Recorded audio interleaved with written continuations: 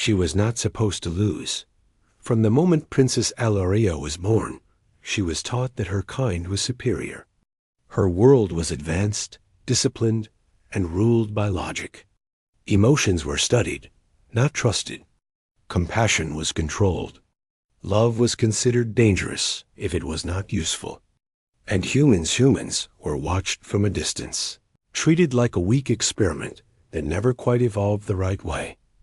Eloria believed this more than anyone. She was brilliant, confident, and proud. In the royal council halls, she spoke without fear, often challenging elders twice her age. She had studied Earth for years through observation chambers and data streams. Wars, greed, heartbreak, selfish choices. She had seen it all to her. Humans were impulsive creatures ruled by emotion. They fought over land, money, and pride. They promised loyalty and broke it easily. They spoke of love but abandoned it when things became difficult. One day, during a council gathering, the subject of Earth came up again. Some elders argued that humans were slowly changing, that their emotional depth was something rare and powerful. They said humans could form bonds strong enough to challenge logic itself. Eloria laughed out. She said it openly, without care for tradition. She said humans were weak because of their emotions, not strong. She said no human could ever earn her respect, let alone her loyalty. Love, she claimed, was just a story humans told themselves to survive their short lives. The room went quiet. An elder calmly asked her if she truly believed that no human could ever prove her wrong. Eloria didn't hesitate. She said yes. That was when the bet was proposed. It was not meant to embarrass her. It was meant to teach her humility. The elders said that if she was so confident, she should live among humans, not as an observer, but as one of them. No powers, no status, no protection. Just life, as humans lived it. And if, during that time, she came to respect a human deeply, if she formed a genuine bond that contradicted her belief, then she would be considered to have lost. The punishment for losing was severe. She would be required to marry a human. Not one chosen by the council, not one chosen by her, but one chosen by fate, through circumstances beyond control. She would be bound to that life permanently. Eloria accepted without fear. She believed the elders were wrong. She believed this would only prove her point. Within days, her powers were sealed, her royal identity hidden, and her body altered to appear fully human. Her memories remained, but her strength was gone. For the first time in her life, she felt weight, hunger, cold, and exhaustion. She was sent to Earth with no guide, no wealth, and no special advantage. Just instructions to live. She arrived in a crowded city where no one noticed her arrival. Cars passed, people rushed, and no one looked twice. That alone unsettled her. On her world, her presence commanded attention. Here, she was invisible. She rented a small room using basic credits provided by the council. The space was cramped, the air heavy, the noise constant. At night, she struggled to sleep. Sirens echoed. Voices argued. Somewhere nearby, someone cried. She told herself this was proof. Humans lived surrounded by chaos because chaos lived inside them. Days passed. She walked the streets, observing faces, listening to conversations. People complained about work, money, relationships. Some laughed, some argued, some stared at their phones as if searching for something they couldn't name. Then she noticed him. He was not impressive at first glance. Just an ordinary human man. Simple clothes, tired eyes, quiet posture. He worked at a small repair shop down the street from where she stayed. Every morning, he unlocked the shop alone. Every evening, he closed it alone. She began watching him out of curiosity, not interest. He fixed things others had given up on. Old machines, broken tools, items people said weren't worth saving. He worked slowly, patiently, speaking little. When customers complained, he listened.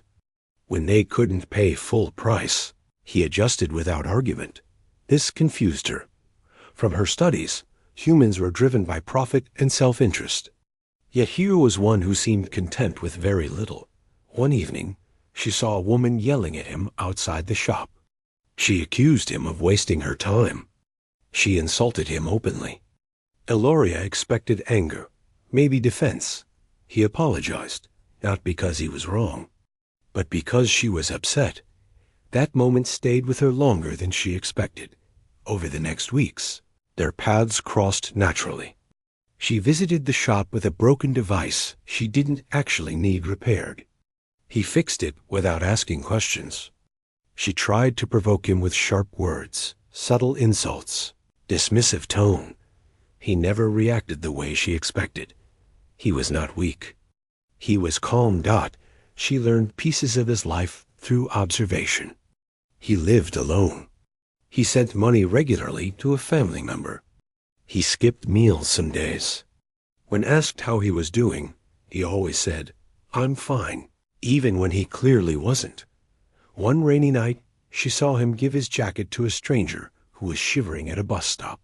He walked home soaked, shoulders tense from the cold. Eloria felt something unfamiliar tighten in her chest. She told herself it was irritation, confusion, nothing more. But slowly, her certainty began to crack. She had expected humans to disappoint her, to prove her right quickly. Instead, she found herself questioning the very rules she was raised with. This human did not rule through logic alone. He didn't suppress emotion. He carried it quietly and still chose kindness. That scared her more than anything. She began helping him in small ways, careful not to reveal herself. A subtle push of luck here, a delayed accident there. Each time, she told herself it was part of the experiment. But deep down, something else was happening. She was no longer watching to judge. She was watching to understand. And without realizing it, Princess Eloria had taken the first step toward losing a bet she never believed she could at first. Princess Eloria told herself she was only observing. She had to see if humans truly had anything worthy of respect. She had to prove herself right, and if she couldn't, she would accept the consequences, though deep down, she thought that would never happen. But as days turned into weeks, she found herself thinking about him more than she wanted. The man she had once considered ordinary was starting to feel different. Not in a magical, dramatic way, but quietly, steadily. He didn't make grand gestures or speak of impossible dreams. He lived with honesty, integrity, and a rare sense of calm that drew people to him. And strangely, she found herself wanting to know more about his life. One morning, Eloria saw him rushing down the street, a small bag of groceries in hand, his face tense with worry. She followed discreetly and watched as he climbed the stairs to a modest apartment. Inside, a frail older woman greeted him with a tired smile. Without hesitation, he helped her unpack the groceries, arranging each item carefully. He spoke softly to her, asking about her day and listening with genuine attention. Eloria couldn't hide her surprise. She had read about compassion, about human love and loyalty, but observing it firsthand was different. There was no expectation here, no hidden motive, no desire for recognition. It was pure and unselfish. The following days brought more moments like this. She watched him work at his small repair shop, fixing broken things that no one else would bother with. He treated each item as if it mattered, explaining to customers with patience when something could be fixed and when it could not. When a young boy brought in a toy that had clearly been loved and abandoned, he repaired it carefully, returning it with a warm smile that made the boy's eyes light up. Eloria began to feel emotions she didn't fully understand. There was admiration, certainly, but also something heavier, something that made her chest ache and her mind restless. She tried to dismiss it, calling it curiosity, observation, or boredom. She was still supposed to be proving humans wrong. She reminded herself daily, no human could ever earn her loyalty or respect. Then came the day that changed everything. Eloria had gone to the shop to drop off a small device she claimed was broken. As she entered, she noticed a group of men outside, arguing loudly with the man. Their voices were harsh, sharp with anger. She couldn't hear the full conversation, but she could see tension building. She tried to leave, thinking it wasn't her business. But before she could, one of the men shoved him. He didn't fight back immediately. He stepped aside, hands raised slightly, speaking calmly. But the men were persistent, mocking, threatening, and finally, one of them shoved him again. This time, he lost balance and nearly fell. Without thinking, Eloria acted. Something inside her surged a reflex, a force she didn't have on Earth, and she grabbed the man, pulling him out of harm's way. The men left quickly, startled, and he turned to her, eyes wide. There was no anger, only concern not for himself, but for her.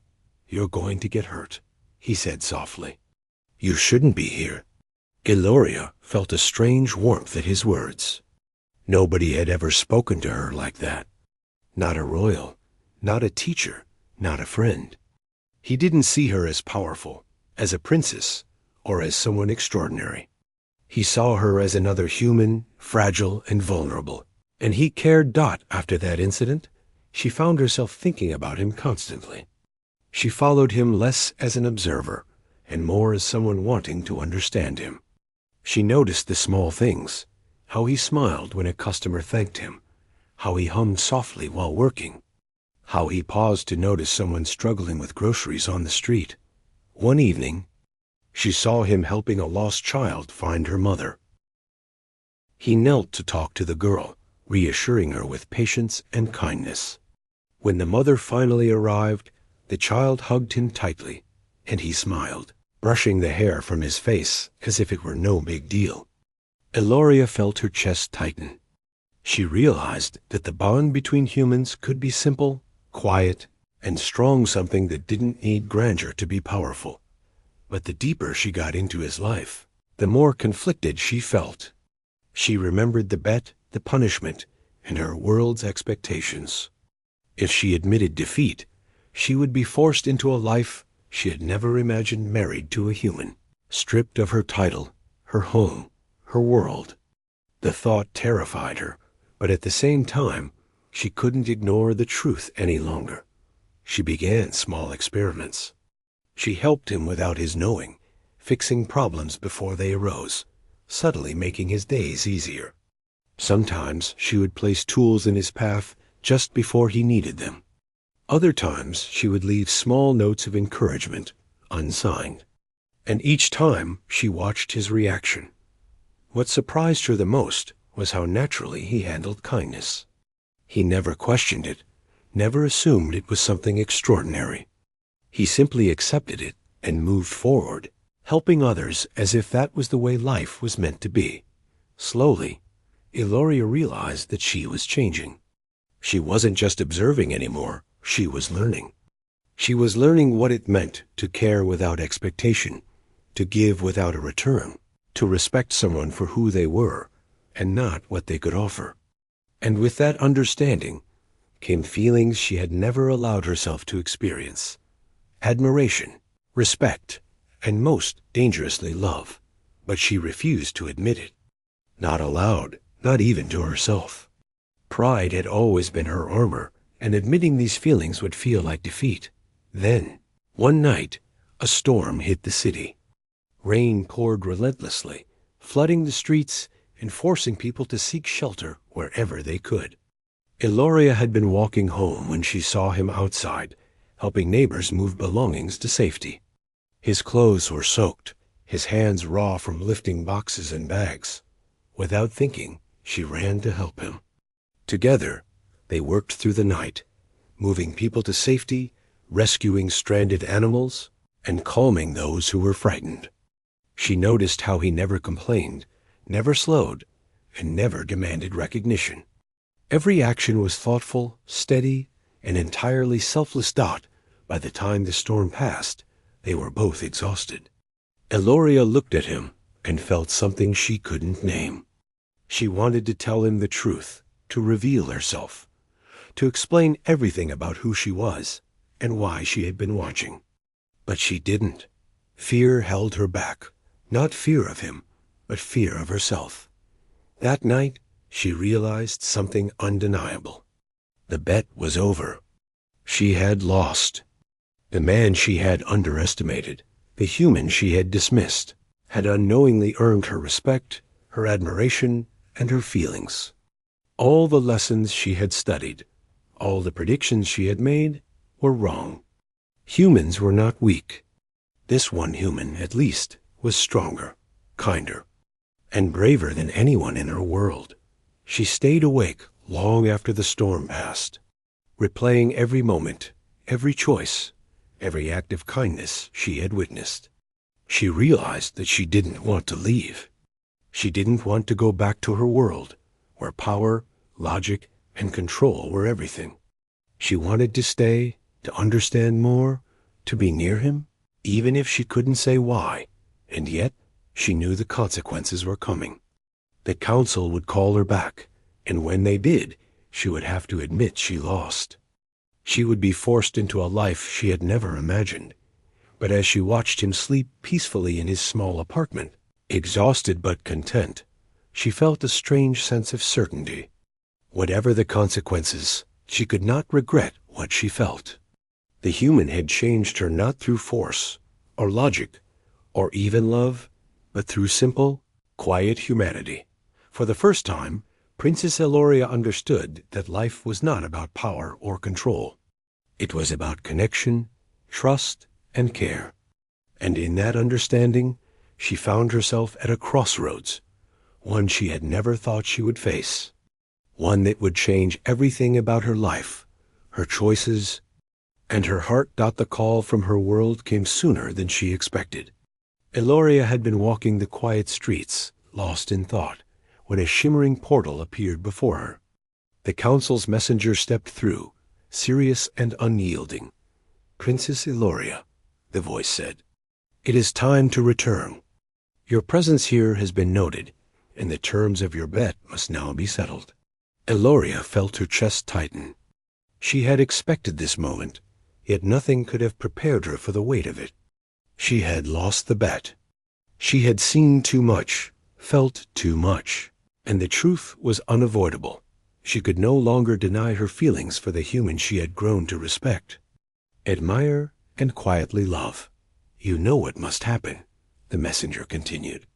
"The council has decided that the punishment will be enforced. You will marry the human. It is not negotiable." Eloria's mind raced.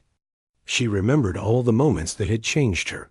The stormy night when they rescued stranded neighbors together, the countless times he had acted with kindness without expecting anything in return, the quiet way he carried himself with patience and strength. Could she really give up that life, her freedom to stay, the chance to be near him, to obey orders, and return to a world that had never understood her heart? She stepped back from the portal. I need time," she whispered. She wasn't used to hesitation. She wasn't used to asking for anything. But she knew this was more than fear. It was the moment when her life would truly change. That the messenger's expression didn't soften. "Time is a luxury you do not have. You must decide." Eloria nodded and stepped away, feeling the pull of two worlds. One world was her past, her identity, her status. The other world was here, in this city, in his life, filled with quiet courage and simple human goodness. She had made her choice, though she hadn't said it aloud yet. That night, she returned to his apartment. He was sitting at his small kitchen table, a cup of tea in hand, reading a worn notebook. When he looked up, he smiled, unaware of the storm raging in her mind. "I need to tell you something," she began, voice trembling. She had never trembled like this, never felt so vulnerable. Something about who I am, about where I come from. He listened quietly, his eyes attentive but calm, as if he knew she needed to speak without interruption. She told him everything her world, her powers, the council, the bet, the punishment. She expected shock, disbelief, maybe fear. Instead, he leaned back, taking a slow breath, processing her words carefully. "You're telling the truth," he said finally. "And yet you came to me anyway." "You didn't have to. You chose to be here. That says more about you than anything else." Eloria felt a weight lift, yet another settled. She had expected anger or rejection, not understanding, not acceptance. But even now, she couldn't ignore the fact that if she chose to stay, it would mean breaking away from everything she had known. The next few days were tense. The council made their expectations clear. She must return, and the human must accept the arrangement. But the human, this quiet, ordinary man, who had become extraordinary in her eyes, needed to make his own choice. Eloria could not decide for him, and she realized that was her final test. When she finally explained everything to him, the truth about the punishment and their expected marriage, he was silent for a long time. He stared out the window, thinking, weighing the impossibility of the situation. Then slowly he turned to her. "I won't lie," he said. "This isn't what I imagined my life would be. But I also won't lie about what I feel. You've changed my world without even trying. I don't understand all of it, but I know this: I want to be with you. Not because of fate or punishment, but because I choose it." Relief washed over her, mixed with a fear she hadn't felt in years. Choosing someone voluntarily, freely, without obligation, it was new, and it was terrifying. Yet, as she looked at him, she understood something fundamental. Love, real love, was not about power, control, or status. It was about choice, respect, and shared humanity. The council's messenger returned, expecting compliance. Eloria faced them calmly, her voice steady. "I have made my choice," she said. "I will stay on Earth. I will marry the human, but not as punishment. I will do so because it is my decision. It is the life I want." The messenger's expression was unreadable. Eloria expected disapproval, perhaps anger. But after a long pause, the figure nodded. "Then the council will accept your decision. But know that your responsibilities, your duties, and your identity as a princess will be forever changed." Eloria smiled softly. "I understand, and I am ready." The days that followed were quiet, simple, and full of small, ordinary moments. They signed documents, celebrated in their own private way, and adjusted to the reality of their shared life. She learned what it meant to cook meals together, to share chores, to communicate without expectation. He learned about the truth of her world gradually, with curiosity, not judgment. What struck her most was how ordinary moments became extraordinary when shared with someone she respected and loved. Walking through the city streets, helping a neighbor, fixing a broken bike, sharing a meal, they were small acts, yet they carried meaning far greater than any royal ceremony or alien technology could offer. Eloria sometimes thought of her world and the throne she had left behind. There were moments of longing, but they were tempered by the realization that power without connection was meaningless. Her real lessons, the ones that